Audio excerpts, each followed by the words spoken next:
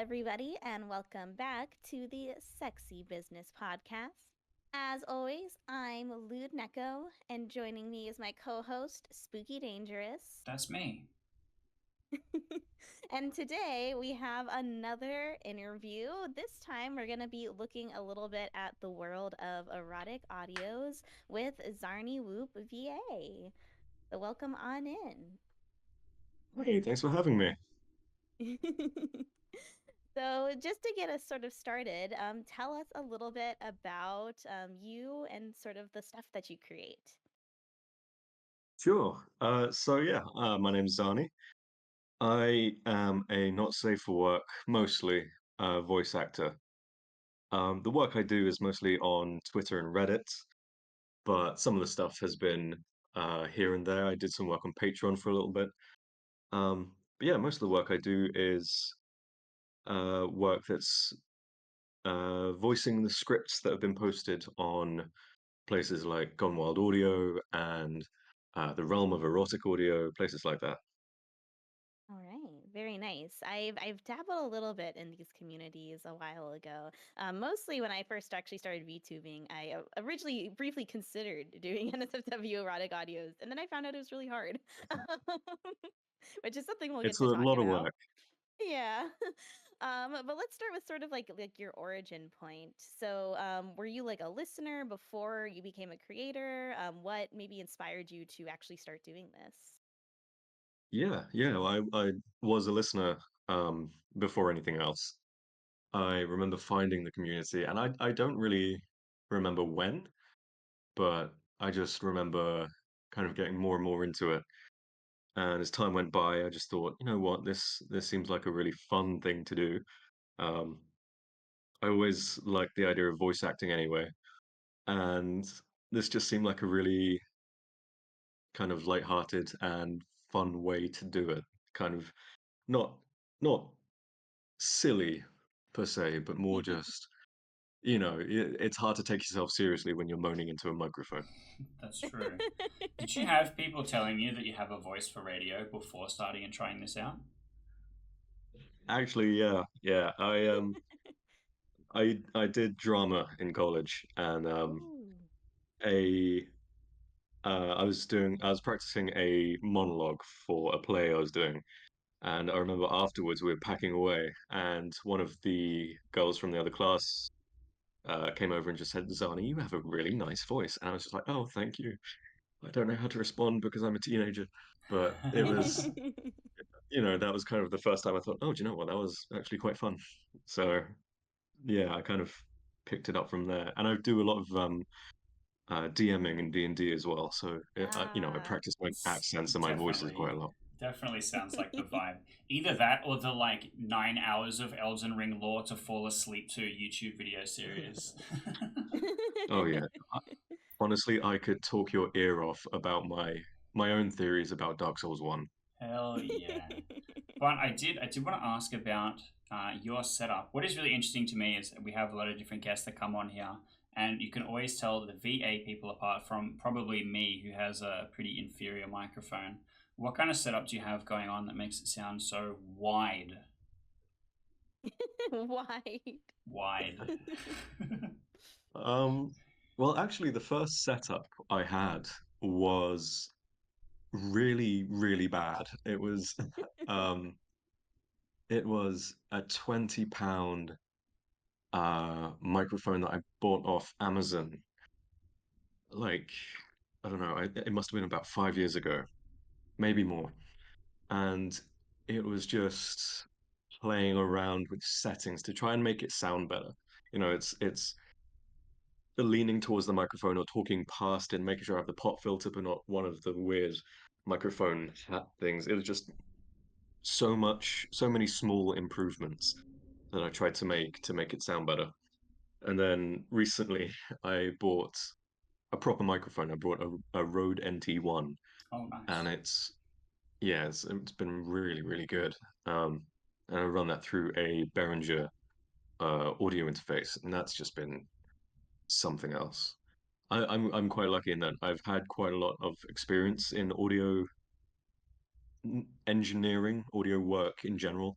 Um, I did some work, I'll loosely say academically, um, in that kind of area. Okay. So the whole thing isn't that new to me. Um, and I've been playing around with Audacity for a good 10, 15 years. Hell So yeah. it was pretty easy to kind of piece things together after that. Okay. It sounds like a much more helpful origin story than me, who was dreamed of being a DJ for a very, very long time, and then settled for being a music producer that makes the background soundtrack to an incest hentai game. Um, it sounds more like a villain origin story, but anyway. So how do you normally set up? Do you have like a script in front of you? Are you like an actor where you like to read and memorize the lines, or like how do you actually run through the recording process? Yeah, no, I don't really memorize anything. I have like a one of those long articulated phone holders. I put my phone in and put it on Do Not Disturb and just bring up the script on that. And I'll read through it a couple times beforehand to make sure I understand the gist, know the beats, things like that. Do you ever improv at Um, all? yeah, a little bit. I improv when it says to improv, which I don't know if that's really improving. Doesn't that defeat the Um, purpose? Yeah. yeah, it's kind of like planning to improvise. It's not really planning. Um, yeah, sometimes it's more I might change lines to more fit like British English because there are some like terms written in American English which just don't sound right coming from me, Yep. and I'll change those around just to make it sound a bit more natural. Yeah. But Actually, in terms of improv, not. can you say Hmm. badass for me? um, I mean, the way I'd say it is badass, but Yeah. that's it doesn't feel right. And if I Okay. say it like Okay. badass, Now, Neko, that you do feels it. wrong. Badass? Yeah, so that's how it's supposed to See, that sounds sound. great. But between us, Yeah. we've got a British person that can't say it, an Australian person that can't say it. It's yeah, it's a bit funny like that. I think the accent does play into it a lot, and I've always been like, Definitely. I'll just do all the things myself when it comes to working on the games that we work on. But I feel like me voicing any of the male characters in our games, having a random Australian VA main character for like every American woman character is going to be really awkward and hard. Do you ever feel like you are specifically bringing that like British character to something, or like you're trying to pick stuff that fits you better, or you always just feel like you're competing against the American listener audience? I don't really find um I don't really find it as a competition, really. Um, I think there's plenty enough space in this community for everyone to find their niche or just to play around in it. I mean, again, I find this a community which isn't wholly serious. I think if you take yourself too seriously in a space like this, it's just going to end up feeling weird. So going into it, I like to find scripts that aren't too far outside my comfort zone. Sometimes I'll push it with something a bit more um, extreme than what I'm used to. But generally speaking, I just try and have fun with it. Most of the time I'm doing it for me. So if I can just enjoy reading the scripts and making something and have the knowledge that I've given some people a good time, then I'm happy. I will also say, as the resident American, there are so many British fangirls in this country who, like, if they hear a British accent, they're like, oh my God, that guy's instantly hotter. Yeah, you could thank Benedict Cumberbatch for that one. Exactly. Doctor Yeah, I've Who. definitely had a few comments like, "Oh, this is so British," and I'm like, "Yeah, that's that. Yep." I don't think anyone ever says that American accents. They're not like, oh, wow, it's so sexy that you have an American accent. I definitely think it can. I've definitely met a few people, I mean, myself included, who think like a nice southern drawl is attractive. Ooh, okay, that's special though. Now, we talked a little bit about like the voice and the scripts and accents. What about like sound effects? I got to listen through a couple of your things, and you have lots of different sound effects for lots of different actions. Are you making these yourself? Do you grab them from like databases? Um, if you do make them yourself, what does that look like? Um, the vast majority are taken from places like Free Sound, where I can just find royalty-free and easy to get sound effects. Most of them just come like that, and I've built up quite a collection on my computer of just sound effects that I've labeled and categorized very, very neatly, so I can quickly chuck them in when I need to. But yeah, sometimes I make my own. A lot of the spanking or things like that just come from me hitting myself and ending up with a red arm. But yeah, I'd say 10% of the sound effects are made by myself or other creators. Sometimes I've put a message into one of the Discord servers just saying, "Hey, does anybody have XYZ kind of sound effect?" And someone will inevitably have it. Everyone's done something, and it's very easy to find someone who has like, "Oh, this is a fuck machine at a specific pace." Well, thank you very much. I'm glad you have it neatly organized. I think that would be the part I would struggle with, even if I was getting all of my sound effects from other places, is not just like doing a keyboard smash for the title of the download. Oh, it's been a lot of work, but it's really paid off because like I was doing it um at my peak. I was doing 1 to 2 a week, which for Wow. myself, also working full time and editing and recording and finding scripts and all of that jazz, it was quite a lot of work. And it was just so much quicker to have things labeled. And a lot of them as well were things that didn't quite work, like things that I found online that almost fit the kind of sound effect that I wanted, that I then had to do a little bit of changing with in like Audacity or something. And I remember one of them was I ended up saving it specifically as fingering sound effects. And it was, I think I took it from Freesound and it was just a generic slime monster noise. And I ended up taking different parts of it to be like the in and some bits the out, and then speed it up and then slow it down. And I had different rates, and it was honestly, I think there was about 8 different files, which were just that one file split into different things that I could use it for. So there was um, a lot of different sound effects that were very similar. But if I had to do that change every time, then it just made sense to split those into different files so I could throw them in. And yeah, now I've just got this extensive collection, which I've also put on my Google Drive as just like a folder that I send to people if they want them. So if you guys want some sound effects, then I'll send you the link. Yeah, I'll edit in a Vine boom right here.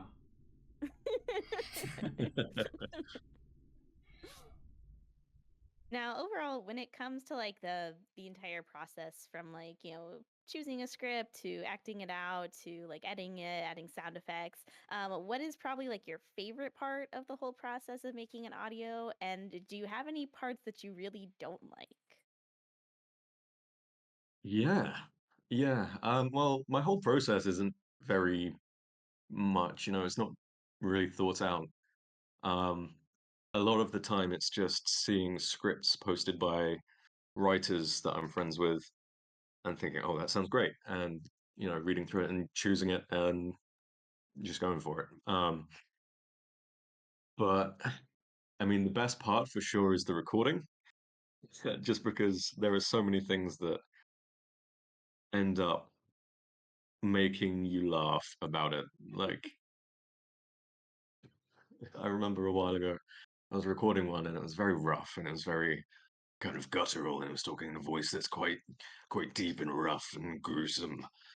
And halfway through, I just had a coughing fit and I burst out laughing. And that blooper is still one of my favorites because I think I ended up burping halfway through the coughing fit, and just the whole thing was ludicrous. It's very funny.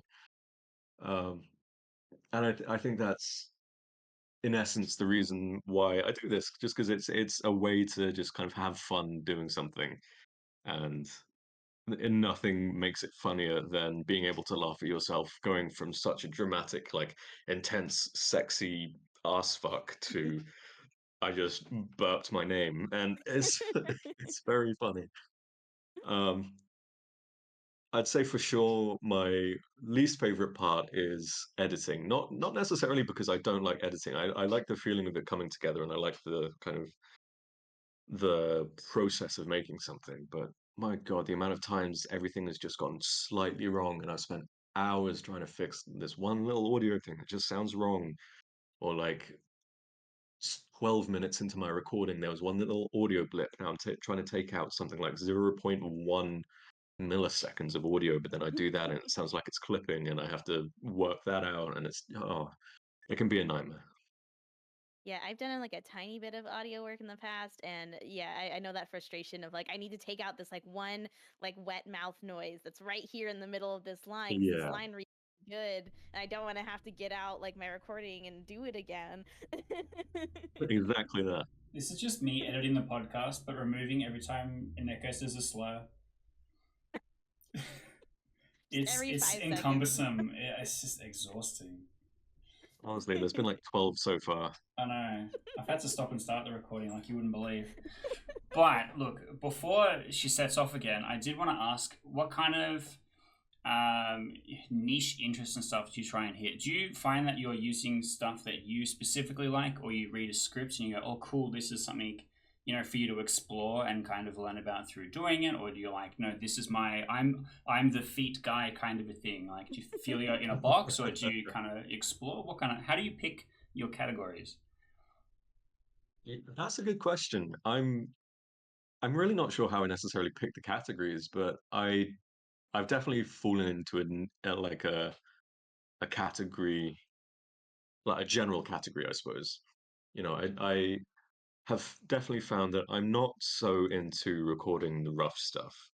I've done a few of them which are like really, really rough and hateful and degrading and humiliating, and it's not to kink shame. People can enjoy whatever they enjoy.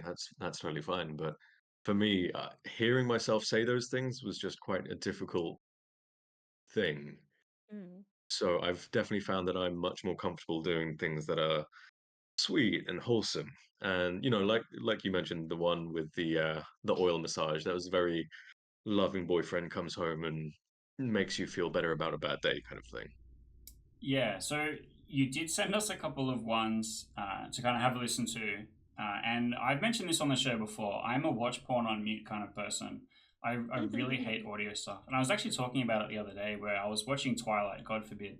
Twilight is a good film, but don't come at me about it. Where there's really loud kissing noises the first time that they make out, and I'm like, I'm suffering. This is so painful. This is the most painful part of the film. Could you believe? And so I was like, okay, I'm going to do my research. I'm going to be a good podcast host. I'm going to listen to the audio. And it's girlfriend comes home from busy day at work, and you're like, I've got everything covered. I'm going to give you an oil massage. And I got in as far as you literally just starting the massage. And I'm like, okay, first of all, I'm the girlfriend. I'm so there. I'm really immersed. And you're like, now I'm going to start giving you a back massage. I'm like, I don't know that I really like people touching me. And I think my problem is I can't interact. Like, I can't say things back to you. Like, we were doing Yeah. the AI chatbot thing where the AI chatbot is like, here's the whole story of what happens. And then I'm like, but you skipped over the bit that I was trying to run about ordering sushi. It feels like the same thing where I can't interact back, right? Like it's really one sided. Yeah. Do you ever feel like you wished you could make it more back and forth, or maybe a bit more like a visual novel where you could set up routes and options for people to react to what you're saying? Yeah, definitely. I mean, I'm big into gamifying things in general. Like I actually am a game developer in my day job, so it's pretty much a I don't want to say a second nature, but it's very easy to me to kind of fall into that anyway. So a lot of the times when I'm talking in an audio and I'm saying something, would you like this or that, or what would you think for this? I don't directly reply in one of the ways. Like, I think of one of them in that audio specifically was like, would you like the vetiver and bergamot or lavender or something massage oil? and I leave a beat for the listener to respond, and then I say, "Ah, yes, good choice." I don't say it's one or the other, and I feel like that's just a nice way to. It's difficult because obviously there's room for the listener to respond, but it's very closed in its answer. So it's not like you can say, "Actually, have we got anything like chocolate syrup instead?" It's not Yeah, you used to it's can't not super improv. user friendly. Yeah. Yeah. It feels a bit Dora the Explorer to me because again, this is not my arena. But you're like, hey, what was that coworker giving you trouble today about? And I'm like, yeah, that guy's a dickhead. Let me tell you all about my day. And then you're already talking about this other next thing. And I'm like, hang on a minute. No, I was just supposed to point at the screen and say where the map is. My mistake. Yeah, I was gonna say I have such like a because like I don't tend to listen to a lot of erotic audios, but it's for like kind of the exact like opposite reason. It's almost that like I respond to them too much. Is that like I'm like actually like kind of like very asexual, like not very romantic in real life, which is surprising because I play so many fucking dating sims. I'm like super invested in erotic works and stuff like that. And like every time I've tried to like sit down and listen to like a full erotic audio, it's always the bits like the cute stuff that gets to me and like they're being sweet and I'm like no I'm blushing and I'm turning it off like one of the ones I listened to is I listened to the collab one, the Friends with Benefits, and I'm also like Mm. an ex Fujoshi. I used to be worse. A reformed rotten So girl. Okay. so that audio was like, and that was kind of a really interesting one that might be almost like it was more interactive, where like you're still not interacting because you're an audience member, but seeing you interact with someone else in the audio like gave it a sense of liveliness where you're like, it starts with like you're having a conversation with like the friend and then like you kind of they walk in and stuff like that. It was a very like immersive sort of process, and I guess that leads us into our next question because I wanted to ask you about the process of like doing an audio collab. Tell us a little bit about like what that's been like, how that happened. Yeah, I mean that's been really fun. I've really enjoyed them. Usually that's well, that one specifically that you're talking about, the Friends with Benefits, was a really funny message to receive from a friend of mine in the community, just saying, "Hey, do you want to jump into this collab with me and another voice actor?" And I was like, "Absolutely, that sounds really fun."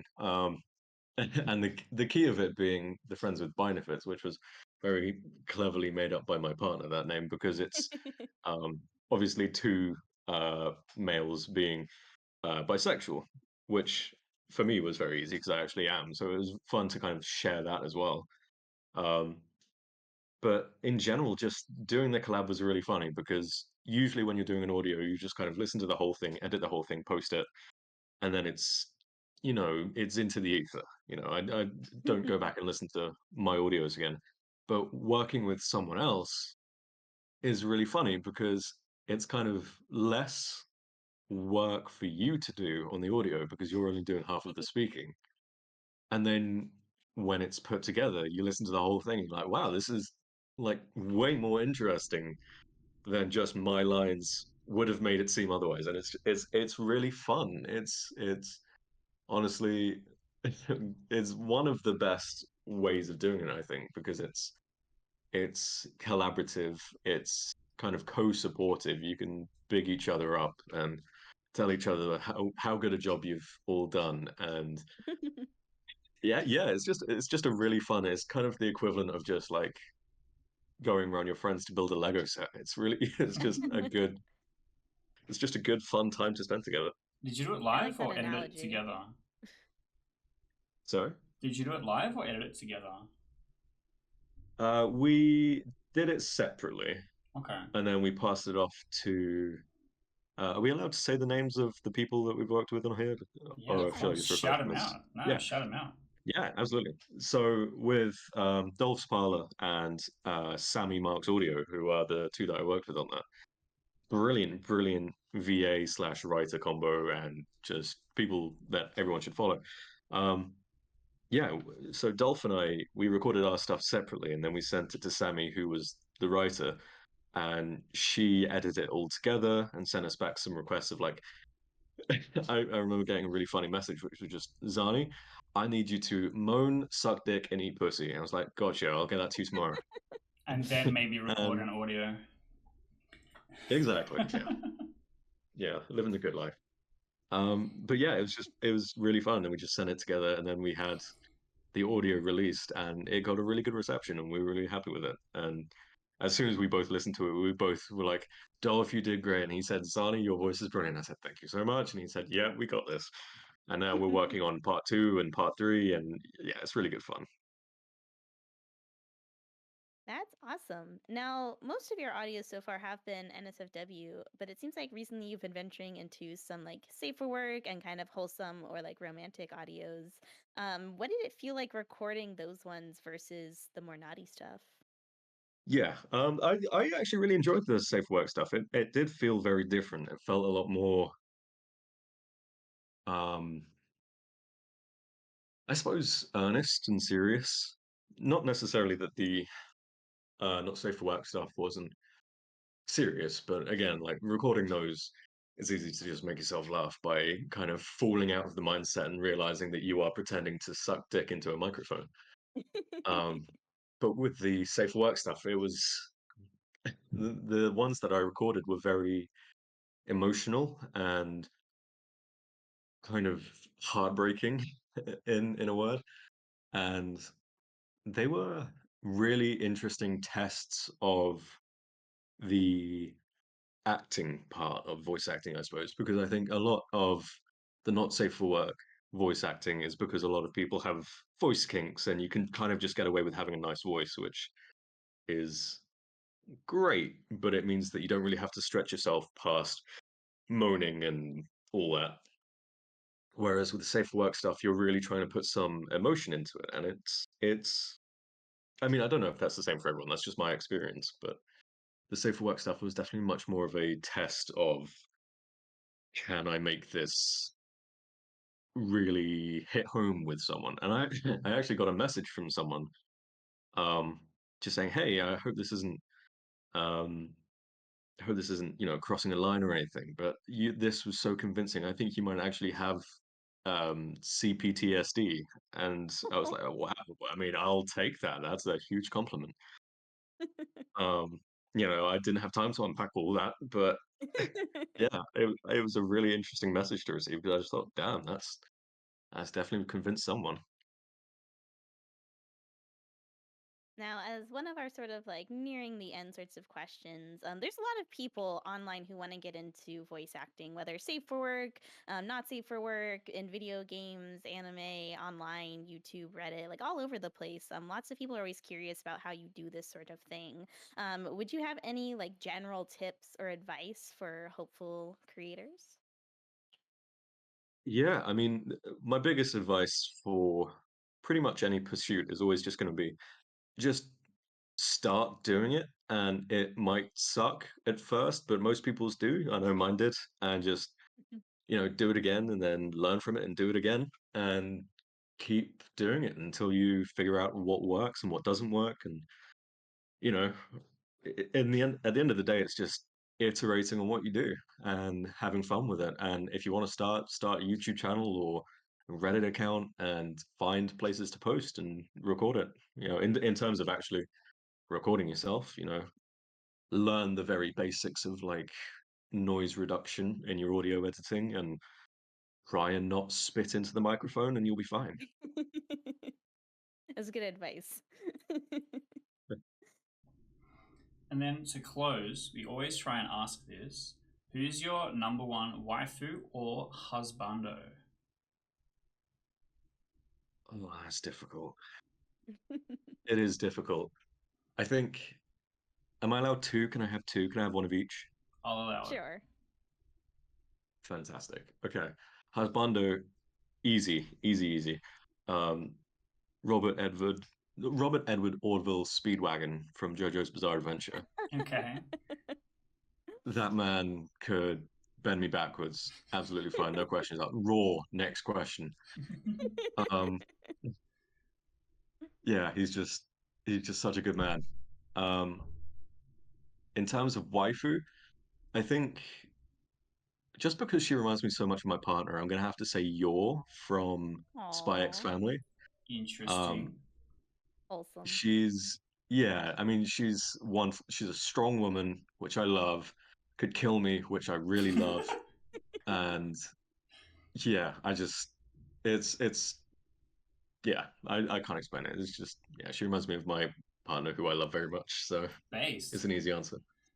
Incredibly Oh, you're wholesome so answer. cute. All right. But Speedwagon, right up there, no questions. Yeah, that's the celebrity pass, right? If you ever Yeah. find yourself 2D in an anime and in one door there's your Porsche and then behind the other door. Alright, I get it. But where can people find you? Where can people go and follow, and where can people go and listen to the stuff that you've been creating? Well, the place that I'm probably the most active is on Twitter at ZaniWhoopVA. Um, and I have the same name on Reddit and on Blue Sky.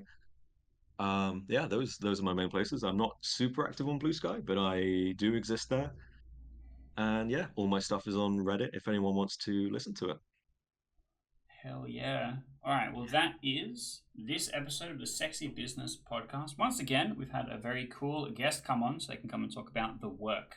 And by the work, I mean jerking your shit into a microphone. But that's what makes it so much fun. That's why we love coming and getting involved and talking about all the parts that come together to make the sexy business work, both for us and for you. So if you have any questions about some VA stuff, we can always forward them over. You should always check out the description and go and follow Zani, because we always appreciate your time coming on as a guest, coming and talking about stuff. And you should also hit the subscribe button. You should hit the like button. You should click all of the metrics. You should go in the comments and post your home address so we can come and hang out with you. You should do all of those super parasocial things to help us know that you're enjoying the show and to give us the motivation to continue and keep making more cool episodes and working with cool people like this so we can bring you exciting new episodes of the Sexy Business Podcast, which we will see you at next week. Bye. Bye.